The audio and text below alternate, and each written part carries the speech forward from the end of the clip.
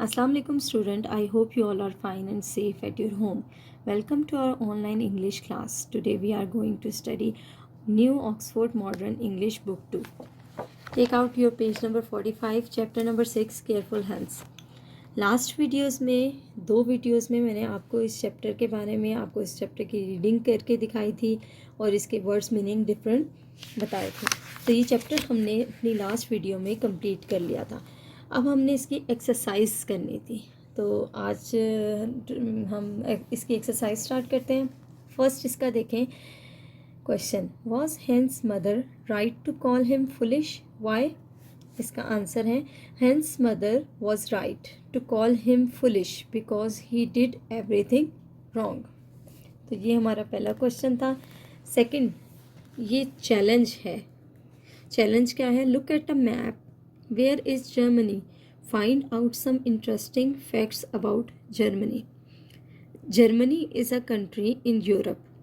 It is located in the Central Europe. The capital of Germany is Berlin. The population of Germany was around 83 million in 2018. It is the largest economy in Europe. Its currency is called euro. Soccer, volleyball, and basketball are the most popular sports in Germany. Its literacy rate is more than 99%. There are more than 25,000 castles in Germany. Next page की तरफ अगर हम अपने move करें तो next इसके जो comprehension के क्वेश्चन आंसर हैं, एक्सरसाइज स्टार्ट होती है। A comprehension, question number 1, answer the following questions. Where did grandmother live? तो ये पहला हमारा क्वेश्चन है। अगर हमने चैप्टर आप लोगों ने स्टूडेंट्स कोर्स से देखा हो तो उसमें सबसे पहला क्वेश्चन क्या है कि where did grandmother live. तो इस चैप्टर के अंदर ही इसका आंसर मौजूद है कि ग्रैंड मदर कहाँ रहती थी। फर्स्ट पेज पे आ जाए, 45 पेज पे जो इस चैप्टर का था। Grandmother lived not for away in a small cottage. तो ये हमारा पहले क्वेश्चन का आंसर है। Next second question, where did Hans put the needle, why was this foolish? Second question का आंसर है Hans put the needle in the hay, nobody finds a small needle in the hay, that is why it was foolish.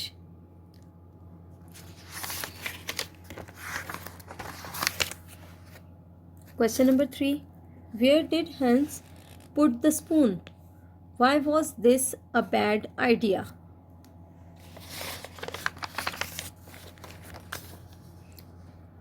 He put the spoon carefully inside his sleeves. It fell out on his way home. That is why it was bad. Question number 4, where did Hans put the puppy? Why was this wrong?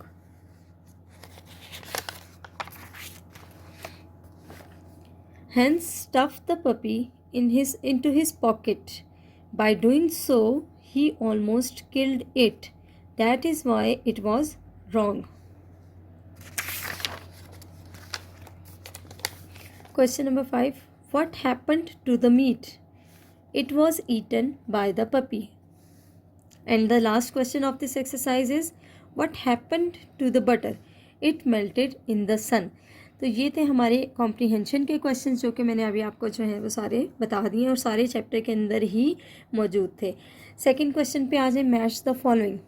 अब इसमें हमने ए और B column को आपस में match करना है। First देखें, foolish, foolish not very clever, spoon used when we eat something, grandmother the mother of your father or mother, sleeves part of a garment, hay dried grass, needle has one eye. B, working with words, fill in the blanks in the following sentences using preposition. First इसका क्या है, look after it carefully. It had fallen out on his way home. Hence put the spoon carefully inside his sleeves. Move on to next page. He lived with his mother near a great forest. Hence walked behind the cart. Second question क्या है B part का. Complete these sentences in your own words. In the afternoon, after tea, Hens played. Hens dragged the meat with a string. Hens stuffed his pocket with candies. C part, learning about language. Compound words. सबसे पहले तो हम देख लेते हैं कि compound words होते क्या हैं. Sometimes in English we join two nouns and make a new one. यानी दो नाउन्स को जब हम ज्वाइन करते हैं तो एक नया वर्ड बन जाता है जिसको हम कंपाउंड वर्ड कहते हैं. इसमें इन्होंने एग्जाम्पल भी दी हुई है. एग्जाम्पल क्या है. Pen plus knife is equals to pen knife. Can you make 4 new nouns from these words. Yes we can make. यहाँ पर इन्होंने हमें डिफरेंट वर्ड्स दिए हुए हैं और इन हम दो वर्ड्स को मिला के हमने इसको कंपाउंड वर्ड बनाना है. कप और बोर्ड मिलके क्या बन गया. कबर्ड. स्ट्रैप और वॉच मिलके क्या बन गया. Watch strap. शेल्फ और बुक मिलके क्या बन गया. Book shelf. और डोर और बेल मिलके क्या बन गया. Door bell. इस तरह से हमने 4 जो है वो कंपाउंड वर्ड्स बना दिए. लेकिन यहाँ पर वो ये कह रहा है can you make 4 new from these words. बना तो हमने लिए. सेकंड में वो कह रहे हैं कि use each new word from the above in a sentence of your own. इसके आपने सेंटेंसेस भी बनाने हैं. तो चले हम सेंटेंसेस भी देख लेते हैं. कबर्ड का मतलब कबर्ड का क्या सेंटेंस है. I have a fine cupboard. Watch strap he lost his watch strap. Book shelf he took a bookshelf from the took a book from the bookshelf. ठीक है. लास्ट में है हमारा डोरबेल. द डोरबेल रैंग या ही wrong the doorbell. तो इस तरह से हमने इसके सेंटेंसेस भी बना लिए. एड आ एन और द इन द फॉलोइंग. आ कब हम यूज़ करते हैं. कॉन्सोनेंट हो. कॉन्सोनेंट्स के स्टार्टिंग में हम आ लगाते हैं. एन कब लगाते हैं. वॉवल्स के स्टार्टिंग में एन लगाते हैं. और द किसी भी स्पेशल वर्ड के लिए हम द लगाते हैं. The following sentences. Dash apple. An apple. The sun. A bag. An ox. A donkey. The world. A man. An onion. A yellow box. An easy chair. A boiled egg. Put the words in a correct order to make meaningful sentences. यहाँ पर आपको कुछ words दिए हुए हैं जो कि आगे पीछे करके लिखे हुए हैं. ठीक है. एक ऑर्डर में नहीं लिखे हुए जिसको आपने एक ऑर्डर में करेक्ट ऑर्डर में लिख के उसको एक कंप्लीट सेंटेंस जिसका एक मीनिंग हो मीनिंगफुल सेंटेंस में लिखना है. Pocket his in put hand he his. इसको अगर हम रीअरेंज करें तो बनता है he put his hand in his pocket. Second देखें. Boy a you foolish are. You are a foolish boy. String have should of you. You tied it to. You should have tied it to a string. Move on to next page. Page number 50. Question number 5. Make suitable questions for these answer.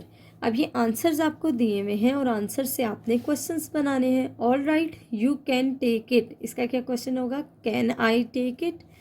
B. It is the butter mother. What is this. तो इसका question क्या होगा. What is this. That's what you told me to do. Why did you do it. D part क्या है. Listening and speaking.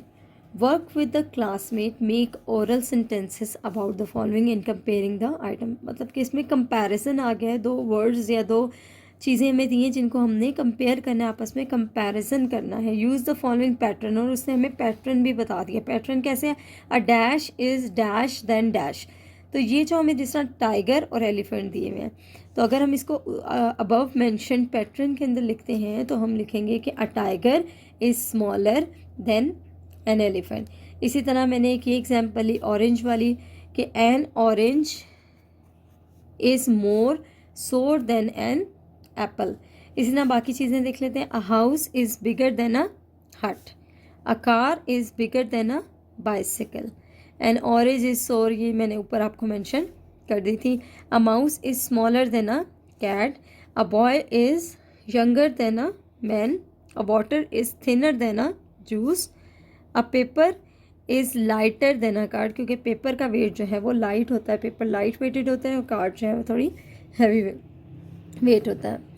अच्छा, last देखें, last part composition है. Use this words in interesting sentences of your own.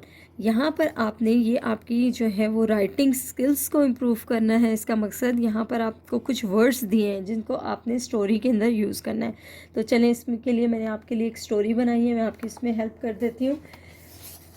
तो हमारी story है जिसमें ये वर्ड्स यूज़ हो रहे हैं, जो मैंने वर्ड्स हाईलाइट किए हैं. There was a little girl Jane. She lived with her mother near a wood. One day she listened the sound of rain. She looked out of the window. The glass of window was dusty. She opened it and peeped outside. The rain pouring down. Jane was very happy. She wanted to play in the rain water. She disliked sunny weather. She did not like to stay home in rainy day. She opened the door. Are you foolish? It is very cold outside, said her mother. But Jane took umbrella and said, I would love to enjoy the rain. The girl was very clever. तो यहाँ तक हमारी story जो है and होती है. Story के and होते साथ ही हमारा यहाँ पर एक्सरसाइज जो है वो भी ख़त्म हो जाती है. Alright guys, if you had any question, any issues while doing this lecture, so let me know below in the comments. If you like this video, please make sure to give me a thumbs up, subscribe and turn on your bell notification if you haven't already. And at the end, I greatly appreciate your time in watching this video lecture. Please be safe. See you on the next video lecture. Allah Hafiz.